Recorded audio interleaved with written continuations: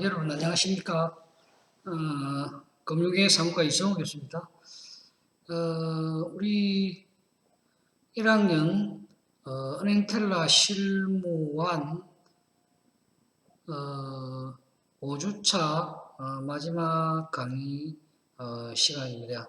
2강 시간인데요. 우리가 앞에서 했던 게 은행의 거래 상대방에 대해서 지금 우리가 하고 있습니다. 거래 상대방은 은행 입장에서 누구와 거래하느냐 이런 이야기를 하는 거죠, 그죠?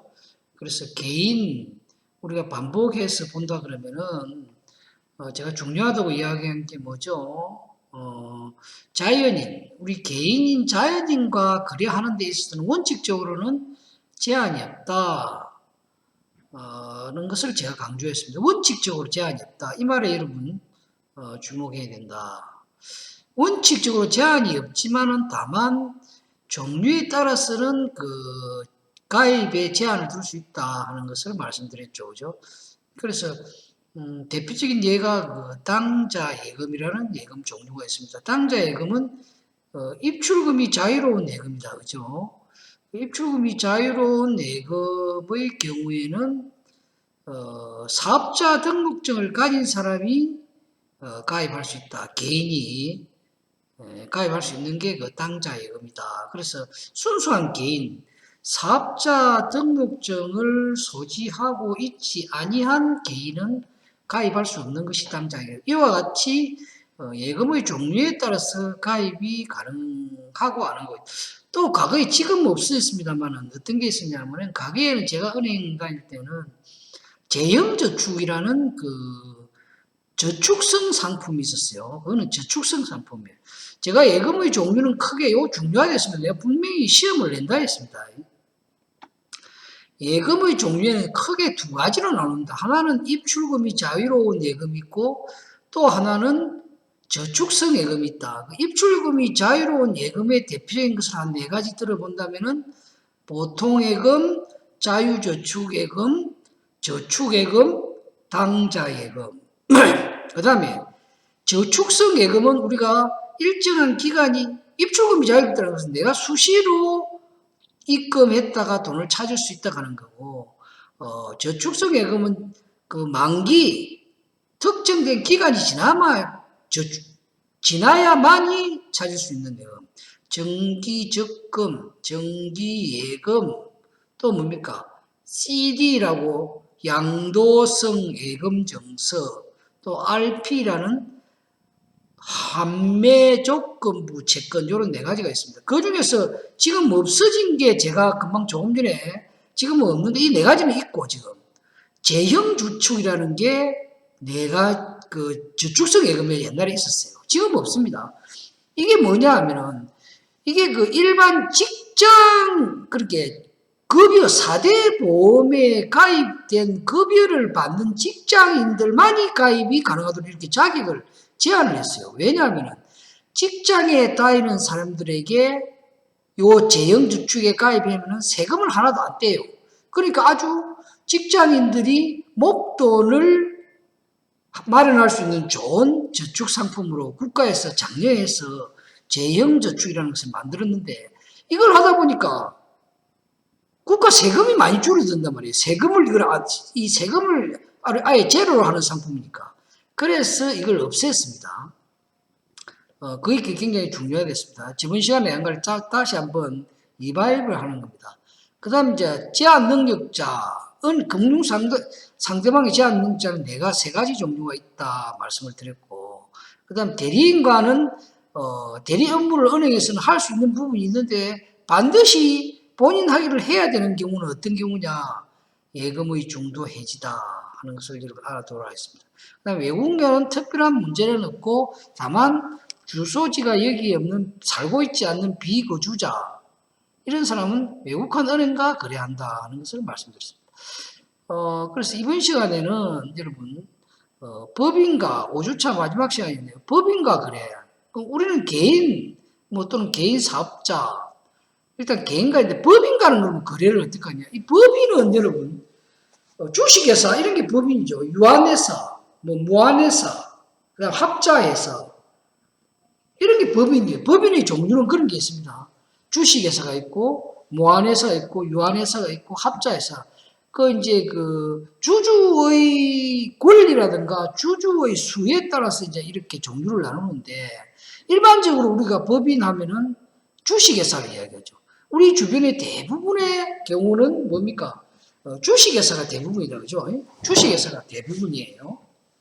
그래서 주식회사의 경우는 어떤 경우냐면, 이 주식회사는 실질적으로, 물론 이 주식회사를 바로 할 수도 있지만은, 개인 기업이 또 이 주식회사로 전환 경우도 있습니다. 전환이 되는 경우도 있고, 원래 이제 개인 기업을 하다가 회사가 커지면은 뭡니까? 주식회사로 이렇게 전환되는 경우가 많이 있습니다. 그런 경우가 있고, 아예 처음부터 주식회사를 설립하는 경우도 많이 있습니다. 제가 은행에 있을 때 이제 주식회사를 설립을 많이 해줬는데요. 그 설립에는 이제 여러 가지가 필요합니다. 법인 설립할 때는, 대부분 법인 설립하는 대표적인 회사가 주식회사를 했습니다. 내가 주식회사, 무한회사, 유한회사, 합자회사, 그 법인의 종류가 그런 게 있는데 대부분이 주식회사예요. 그래서, 나머지 유한회사, 무한회사, 합자회사는 그 특수 목적에 의해서 만들어진 거고, 주식회사는 우리가 일반적으로 그 주주들, 그래서 이제 개인이 이제 이 주식회사를 만들 때는 주로 이제 가족을 대상으로 주주를, 남편, 부인, 아들, 이래가지고 이제 주식회사는 무슨 주식이 있어야 된다. 그죠? 주주가 있어야 되니까. 그 주주들이 가지고 있는 주식이 있어야 됩니다. 그 다음에 이제 법인 설립 자본금이 있어야 돼요. 자본. 그 다음에 이제, 이사의 의사록이 있어야 돼요. 그래서 이제 신고를 하면은, 법인이 설립이 되는데, 제가 옛날에 그 은행에 있을 때는 이 법인 설립 자본금이 제법 많았습니다. 그때 당시에 돈으로 5천만 원이 기본 법인 설립 자본금이었는데, 지금은 굉장히 낮아진 걸로 제가 알고 있습니다. 그렇게까지 안 된다. 그렇게 쉽게 법인을 만들 수 있도록 이렇게 법에서 허용을 해놨다. 그래서 이 법인은 사실은 법인이 설립이 되면은 그 회사는 개인 법인의 대표이사가 물론 있겠죠. 대표이사가 있지만은 대표이사 개인의 회사가 아닙니다. 그래서 법인의 통장에서 돈을 인출해가 자기 개인의 용도로 썼다 이러면 그거는 형사처벌을 받습니다. 그게 뭡니까? 바로 배임이랍니다. 배임죄. 지금 우리가 삼성의 이건희 씨가 지금 삼성 전자나 기타 이 삼성그룹의 배임죄로 지금 재판을 받고 있죠. 물론 그게 유죄 무죄는 나중에 문제고 어쨌든 재판 중입니다. 그와 같이 법인의 돈은 마음대로 개인이 이렇게 쓸 수 없다. 그 다음에 유한회사, 무한회사도 마찬가지입니다. 일단 법인의 경우는 그 법인의 종류가 무엇이든 간에 그렇다. 그래서 은행이 법인과 거래를 할 때는 이 개인 거래처럼 할 수가 없습니다. 그래서 이 법인이란 자연이 아니면서 법에 의해서 권리 능력이 부여된 무슨 사단, 재단을 말한다. 그죠? 법인. 그래서 법인은 법률의 규정에 의하면 아니하면 설립하지 못한다는 게 법인이죠. 그죠? 법인과의 거래는 대표자나 그로부터 대리권을 부여받은 대리자하고 권리한다. 그렇게는 법인과 예금 거래를 할 때는 대표자가 있어요. 대표자나 그 대리권을 부여받은 대표자의 대리자로부터 거래를 한다 하는 걸 알아요. 그 다음에 이제 공동대표이사 제도의 경우에 예금 거래가 공동으로 되어 있다. 공동의 경우는 공동으로 거래해야 됩니다. 그죠? 공동으로 하는 것을 원칙으로 합니다. 공동으로 하는 것을 원칙으로 한다. 그다음 당자 거래의 경우는 우리가 예금 거래를 할 때 굉장히 중요해야 됩니다. 일반 예금 거래는 예를 들면은 중도 해지를 해가지고 다시 만들어서 본인 명의로 다시 할 수 있습니다. 그래서 당자 거래의 경우는 예를 들어서 개인 사업자가 당자 거래를 하다가 어떤 사고로 어떤 이유로 거래를 못하게 된다면 부인이 대신 그걸 이어받아서 할 수 있는 것이 아니고 당자 예금 이거는 완전히 해지해야 된다. 완전히 해지를 해서 다시 거래한다. 신규로 거래한다 하는 겁니다. 그래서 내가 주의라고 해놨습니다. 당좌 거래의 경우는 완전히 신규로 거래하다가 그 대표자로 거래할 수 없을 때, 그 사람의 명의로 거래할 수 있을 때는 왜 당좌 거래의 경우는 그럴 수밖에 없느냐 하면은, 당좌 거래의 경우는 우리가 뭐가 가능합니까? 당좌의 경우는 두 가지의 성질을 가지고 있습니다. 당좌 거래, 당좌 예금. 첫째는 우리가 소비 임치 계약을 했죠. 예금 거래는. 근데 당좌 예금은 위임 계약도 같이 하고 있습니다. 위임 계약, 왜 위임 계약이냐? 은행만이 유일하게 수표나 음을 발행할 수 있는데, 당좌 예금 거래자의 경우는 자격이 되면은 은행에서 수표를 발행할 수 있도록 위임을 해서 당좌 수표와 약속음을 발행할 수 있는 권한을 줍니다. 그래서 그 권한이 바로 은행 업무인데, 당좌 예금 거래자에게는 일정한 조건이 되면 그것을 위임해서 발행할 수 있도록 한다는 측면에서 당좌 예금의 거래는 두 가지의 성격을 가지고, 하나는 소비 임치 계약, 두 번째는 이거는 모든 예금의 소비 임치 계약이 들어가고, 두 번째 다른 데는 없는 당좌 거래의 경우는 위임 계약이다. 그래서 당좌 예금은 두 가지 계약이 생기고 있다. 하나는 뭐 소비 임치 계약, 가로, 또 하나는 뭡니까? 위임 계약이다. 그래서 이거는 그렇기 때문에 이거는 위임 계약이 은행의 의무를 대신하기 때문에, 이 만약에 거래자가 거래할 수 없는 경우에는 다른 사람이 이걸 부여받아서 할 수 없고 완전히 해지하고 다시 예금 거래를 해야 된다. 그런 측면에서 내가 당좌 거래의 경우는 주의를 해야 한다라고 이렇게 적어 놓은 겁니다. 그 다음에 외국 회사와의 거래는 뭐 한국의 대표자와 거래한다. 그다음에 법인과의 학교 법인은 뭡니까? 그 이사장하고 거래하면 됩니다. 학교 법인은 이사장이 있죠, 이사장. 그죠? 우리가 여러분 고등학교, 중학교, 대학교의 경우는, 국립의 경우는 뭡니까? 국립의 경우는 다르죠. 학교 법인의 학교는 법인이라. 이제 세운 게 법인이죠. 개인이 이사장이 세웠다. 그러면 그 대표 이사인 이사장과 거래하면 됩니다. 그 다음에 그건 우리가 일반적으로 알고, 그 다음에 이제 중요한 게 여러분 국가나 지방자치단체의 경우, 국가와 지방자치단체, 국가와 지방자치단체의 경우는 어떤 경우냐 하면 이런 경우다. 국가와 지방자치단체는 예를 들어서 자, 국고금은 예의적인 경우를 제외하고는 한국은행이 예택한다. 뭐냐면은 한국은행은 정부의 돈을 어디에 맡기냐 하면 한국은행에 맡긴다 이 말입니다. 국고금이라는 것은 국가 예산이다 이 말이죠.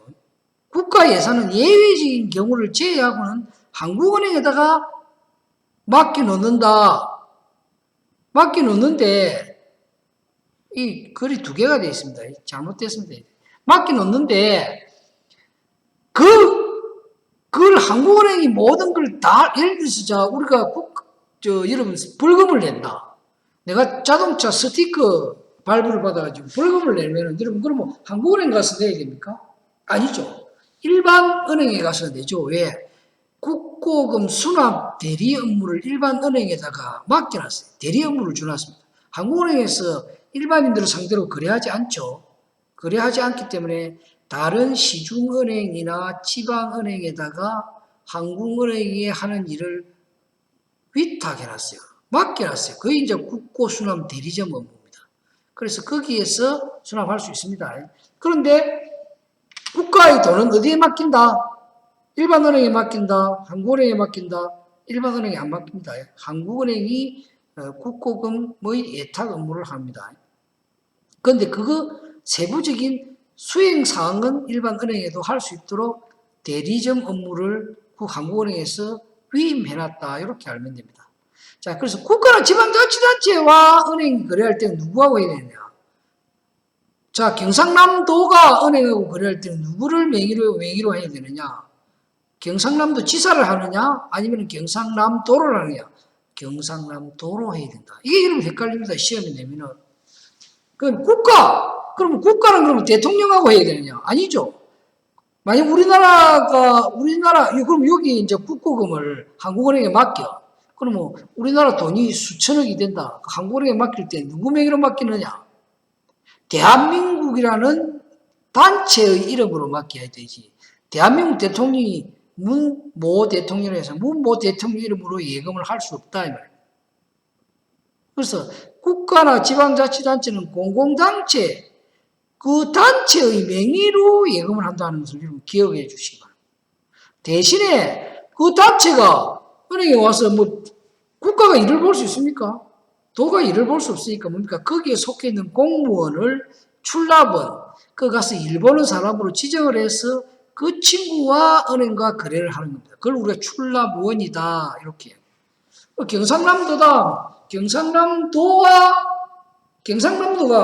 경상남도 자금이 많죠. 그걸 대부분 지금 어디에 맡겨놓고 있습니까?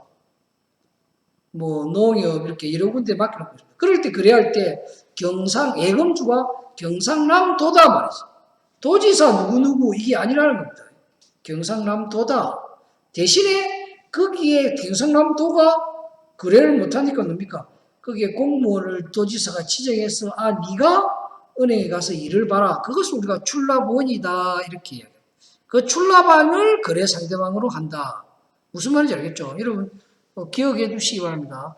국가나 지방자치단체의 거래 예금 상대자는 누구다? 공공단체다. 그 기관장이 아니다 이 말입니다. 그 다음에 이제 법인격이 없는 단체. 법인격이 없다. 아까 우리가 법인격이 없다. 법인이라는 것은 우리가 법률에서 정한 어떤 그런 규정에 의해서 만드는 걸 우리가 사단, 재단, 뭐 이런 게 이제 법인이라 했습니다. 그죠?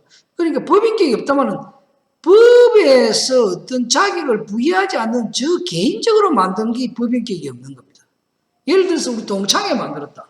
동창회를 법에서 우리가 허가받을 이유가 없죠. 또는 우리가 몇 년생 계모임을 한다. 그걸 국가에서 우리가 국가에 그걸 등록할 필요가 없죠. 그걸 누가 저 임의로 만들어요. 그런 경우로 우리가 단체는 단체인데 법인격이 없는 단체다. 그래서 법인격이 없는 우리가 사단이나 재단을 이야기하는데 그럴 경우는 어떤 것 같아요? 예를 들면 아파트 주민 대표자. 뭐 큰 아파트는 대표자 회의가 있죠. 그 다음에 아파트 분여회 이건 전부 법률에서 정하지 않은 자기들이 임의로 만든 단체다. 그게 이제 법인격이 없는 단체. 그다음 학회도 마찬가지입니다. 학회. 자, 우리 무슨 학회? 근데 이 학회는 최근에 와서는 이제 국가로부터 어떤 혜택을 좀 보기 위해서 등록을 많이 합니다. 그다음에 교회도 이제 과거에는 그렇지만 지금은 법인으로 등록하는 경우가 많고 종중, 자기 문중이 말이야 문중. 그럼 무슨 동문회, 무슨 고등학교, 중학교, 대학교 동문회, 동창회. 노동조합도 사실 근데 요즘 노동조합들이 이제 법인으로 많이 이렇게, 법률적인 보호를 받고 법률적인 어떤 해석을 받아야 되는 경우가 많으니까 노동조합도. 어쨌든 법인으로서의 실체를 가지고 있으나 주무관청의 허가를 받지 않는 법인을 취득하지 않은 단체. 요 중에서도 예를 들어서 이제 우리는 법인 등록을 하려면 하면 등록할 수가 있습니다. 그러면 이제 이 법인격이 없는 단체가 아니고 아까 법인에 준해서 예금 거래를 해야 되는데 어쨌든 법적인 법인을 취득하지 않은 이런 단체들은 물론 두 가지가 있어요. 금방 내가 얘기했듯이 법의 세무서에다가 신고하는 경우가 있습니다.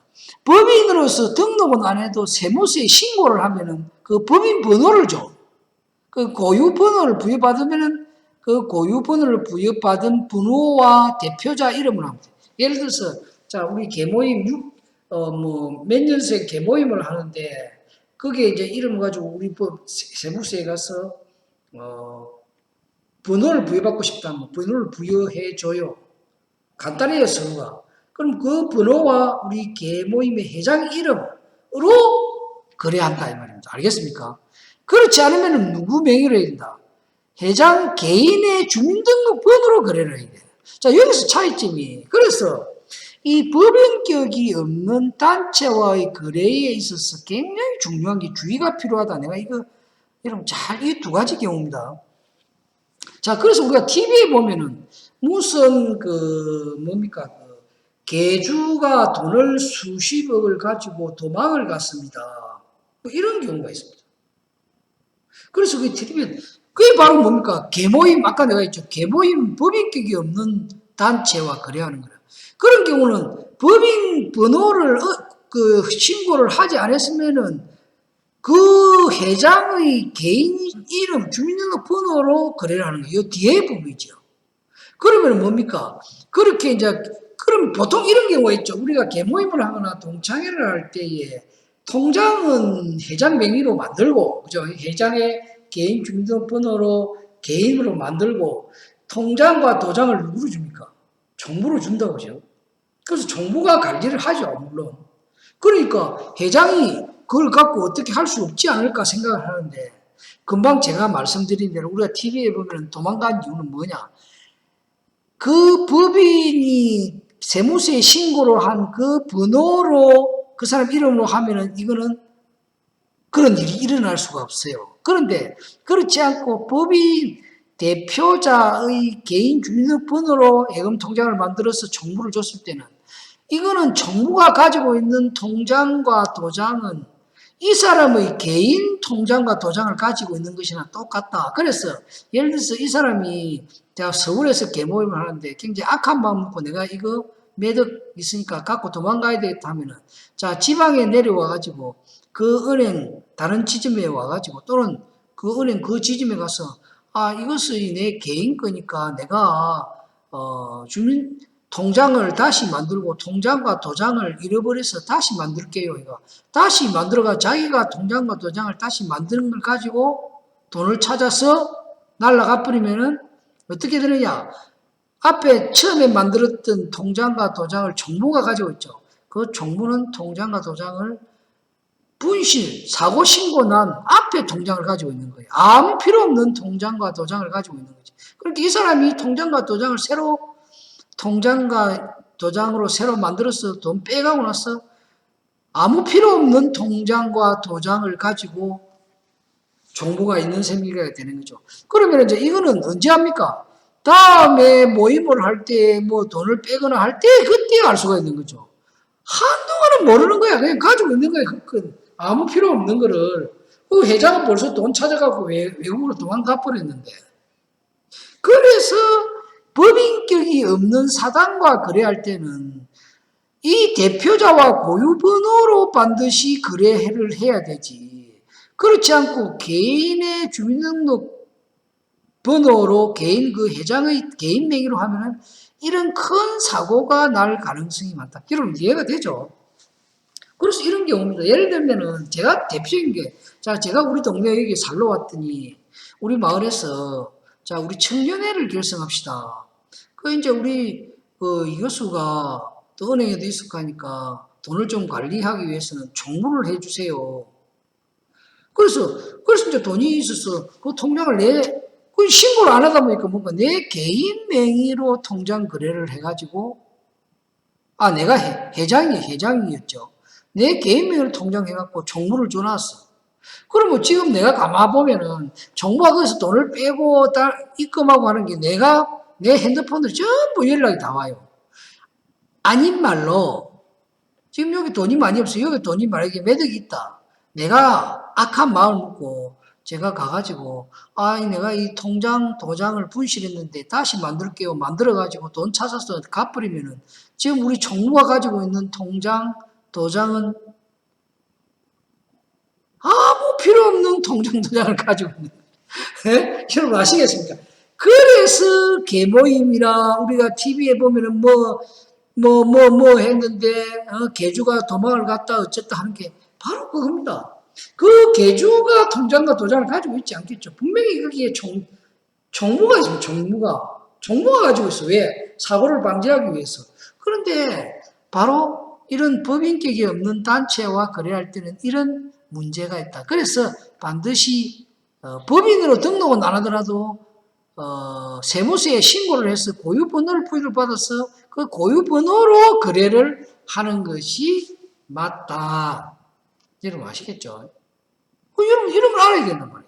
근데 이런 걸 배웠으니까 여러분 예를 들어서 동창회 모임하는데 동창회 회장 명의로 통장 만들면 안 된다. 그 개인 건데 동창회 회장 개인 건데 만약에 동창회비가 수천만 원 있어서 통장 개인 그 회장이 어디 가고 마음먹어서 빼가 섞일 수도 있어요. 여러분 돈 섞이고 나서는 돈이 없으면 찾을 수가 없는 거죠. 받을 수가 없습니다. 그런 위험이 있다. 아시겠죠? 법인격이 없는 재단도 마찬가지입니다. 재단도 대표자 개인 명의로 거래를 한다. 법인격을 취득하지 않았으니까 개인 명의로. 그 다음에 조합의 경우는 조합은 전원의 이름으로 하는 것이 원칙이다 되어 있습니다. 여러분 잘 기억하시면. 조합이라는 것은 두 사람 이상이 출자하여 공동 사업을 위해서 만든 단체도 이거 조합. 무슨 협동조합, 무슨 조합이 있죠. 강귤 협동조합, 고구마 협동조합, 감자 협동조합 이렇게 만들 때 두 사람 이상이 서로 돈을 내 가지고 어떤 사업을 하기 위해서 만든 것이 조합이다. 그래서 그럴 때는 두 사람이 했으면 두 사람 이름 전체로 하는 것이 원칙이고 그 전체가 와서 거래를 못하니까 뭡니까? 대표자 명의로 거래를 하는 거죠. 대표자 명의로 거래를 하는 겁니다. 그죠? 대표자 명의로 거래를 하는 것이다. 그렇게 여러분이 이해를 해 놓으면 되겠습니다. 조합은 전원의 이름으로 하는 것이 원칙이다. 제가 그 다음에 이제 타임명의 예금인데요.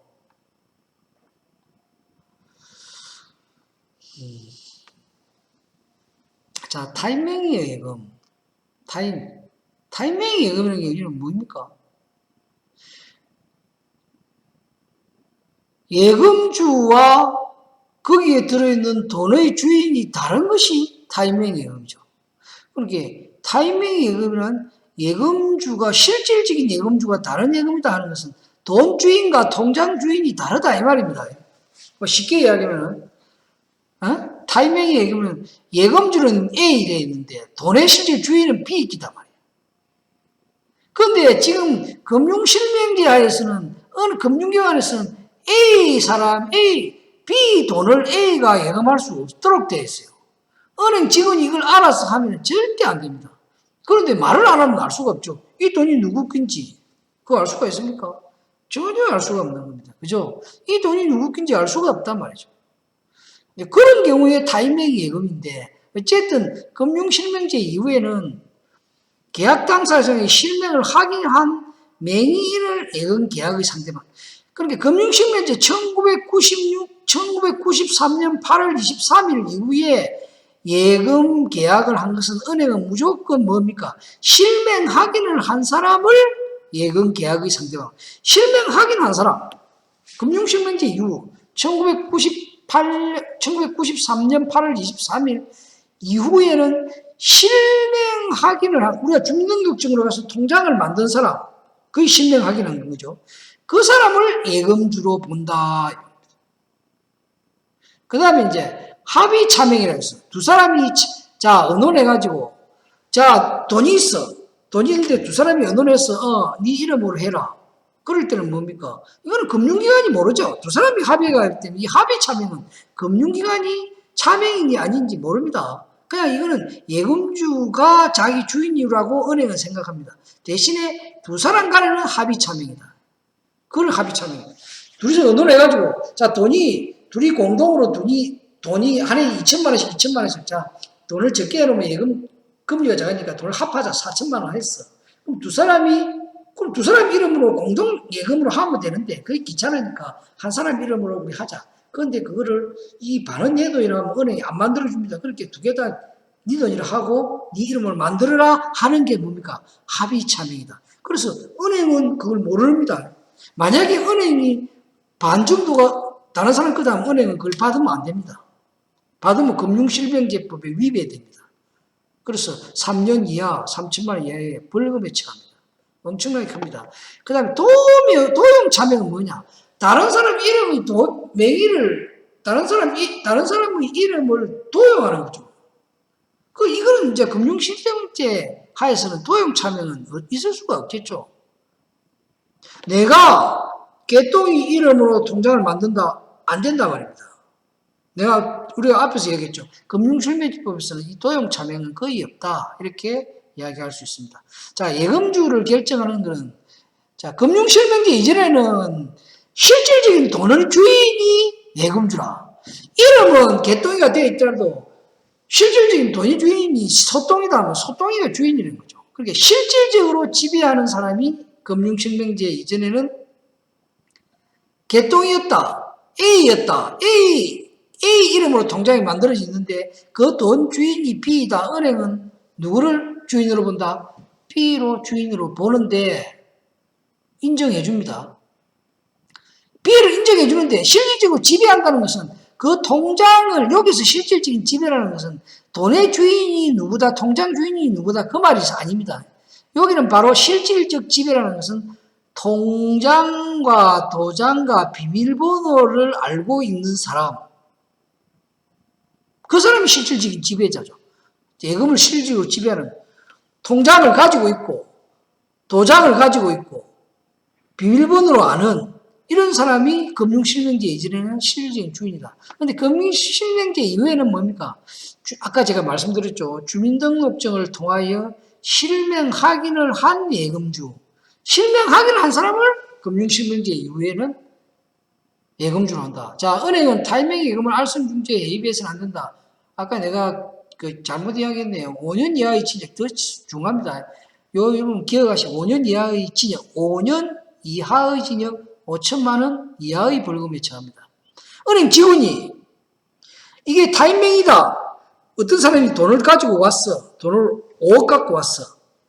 5억 갖고 와가지고 자기 주민등록증으로 내가 통장을 내 이름으로 만드는데 이 돈은 실질적으로 아버지 겁니다. 라고 말을 하면은 만들면은 안 된다. 그건 바로 타이밍 예금을 알선 중재하는 그런 행태가 된다. 그래서 5년 이하의 징역이나 5천만 원 이하의 벌금 말을 안 하면 돼. 말을 안 하면은 알 수가 없죠. 은행이 이 돈이 당신 끼요 누구 끼요 물어볼 이유가 하나도 없어. 왜? 은행은 돈 들어오면 뭐 되는 거니까. 이해가 되죠. 그래서 여러분 5년 이하의 징역 또는 5천만 원 이하의 벌금이다. 아주 중요합니다. 잘 기억을 하시기 바랍니다. 그 다음에 은행이 모르고 예금을 받았거나 후에 실질적인 출연자가 나타나 맹인과 실질적인 출연자가 다툼이 있을 때 은행은 무조건 실명 확인을 한 예금을 예금주로 본다. 내가 아까 이야기했죠. 은행은 1993년 8월 23일 이후에는 실질적인 예금주를 누구로 본다? 실명 확인을 한 예금주를 실질적인 주인으로 인정한다. 그럼 잘 기억해 주시기 바랍니다. 잘 기억해 주시기 바랍니다. 자, 여기까지 일단 여러분 하고 잠시 쉬도록 그렇게 하겠습니다. 잘 기억해 주시기 바랍니다. 여러분 나중에 뵙겠습니다.